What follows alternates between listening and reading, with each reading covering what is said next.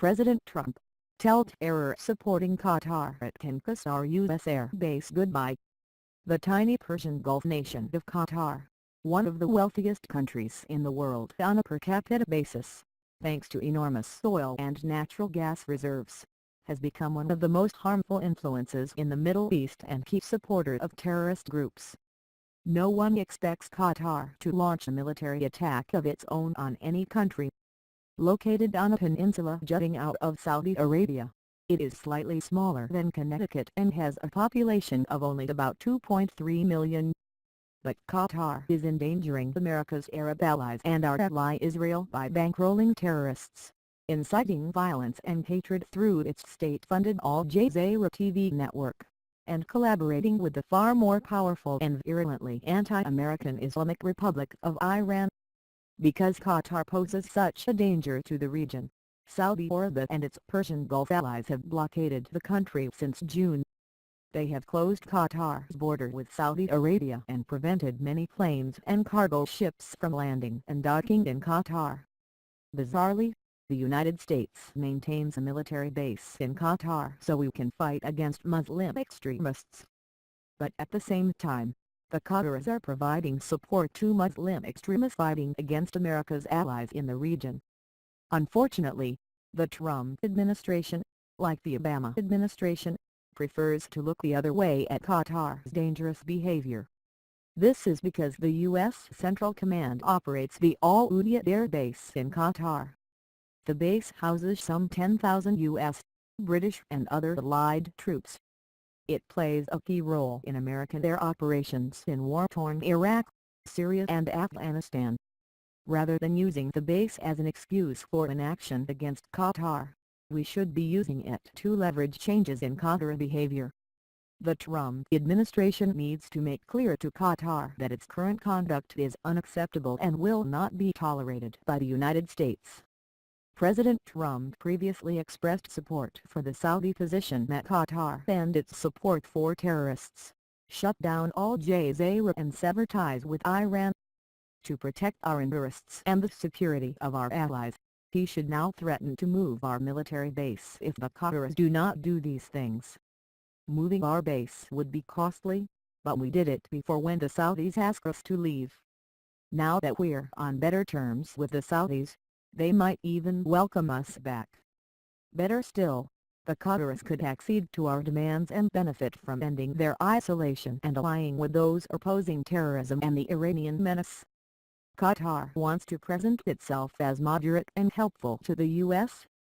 Yet the government and individual Qataris have given financial and political support to two terrorist groups, the Muslim Brotherhood and its Palestinian offshoot, Hamas.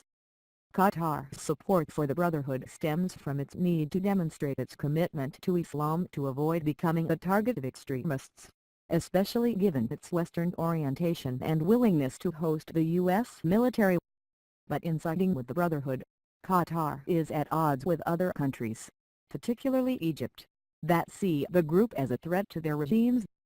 In addition to supporting the Muslim Brotherhood, Qatar is the principal financier of Hamas, which wants to eliminate the Jewish state of Israel and replace it with an Arab state of Palestine.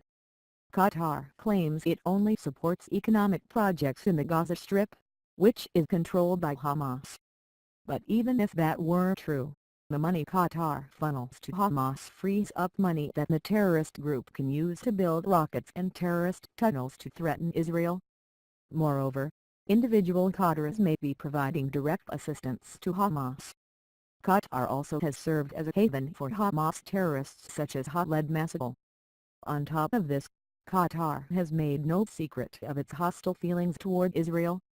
Its leaders have called on the world to shun Israel, condemned Israel for destroying terrorist tunnels, and accused Israel during its military operations in Gaza of war crimes.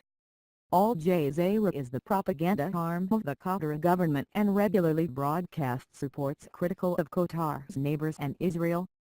The TV network is also used to demonstrate Qatar's loyalty to radical Islamists.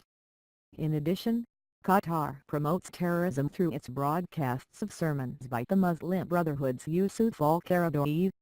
He has a history of defending suicide bombings in Israel, condoning violence against U.S. troops and agitating against other Arab states. Al-Qaradou'i was recently sentenced in absentia to life in prison in Egypt after being convicted of incitement to murder and other charges. He lives in exile in Qatar. Al-Jazeera has also targeted American Jews by sending a spy to infiltrate pro-Israel organizations to try to gather dirt on them. The goal of Al Jazeera is to present viewers with anti-Semitic propaganda, falsely claiming there is evidence of an all-powerful Jewish cabal controlling U.S. policy. Finally, at a time when the Trump administration seeks to isolate Iran, Qatar has strengthened its ties with the Islamic Republic. Qatar claims it has no choice but to deal with Iran given the blockade.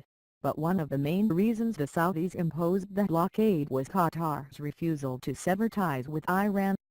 Iran's anti-American policies, support for terrorists, fighting on behalf of Syrian dictator Bashar Assad, and repeated pledges to wipe Israel off the map have not deterred Qatar from drawing closer to its dangerous neighbor.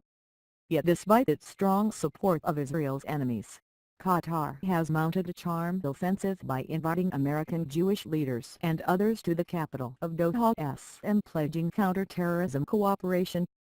The emir who rules Qatar, Sheikh Tamim bin Hamad Al Thani, has even asked American Jewish leaders to lobby U.S. government officials on Qatar's behalf. Presumably, he believes they can influence President Trump and Congress to pressure Qatar's Gulf rivals to end their blockade. But even as it woos Americans, Qatar has continued its harmful and hostile activities. Qatar, like other Arab nations, has long enjoyed a democracy exception from American administrations, an understanding that, unlike other countries around the world, we will not pressure them to democratize, as long as we have access to their oil and they support our regional interests. In Qatar's case, we silently tolerate an autocratic ruler whose family has been in power for more than 100 years, bans organized political parties, restricts civil liberties, including freedoms of speech, press, and assembly, and permits human trafficking. Nevertheless, no U.S. administration has been sufficiently disturbed by Qatar's domestic policy to exert any pressure for change. President Trump has often said he is a skilled deal-maker and criticized agreements made by past U.S. administrations. In the case of Qatar, America is tolerating too much and paying too high a price to keep the Al Udeid air base in a nation that is undermining our interests and the interests of our allies. If Qatar refuses to change its behavior, we should pull our air base out of the country to send a clear message that Qatar's actions are intolerable.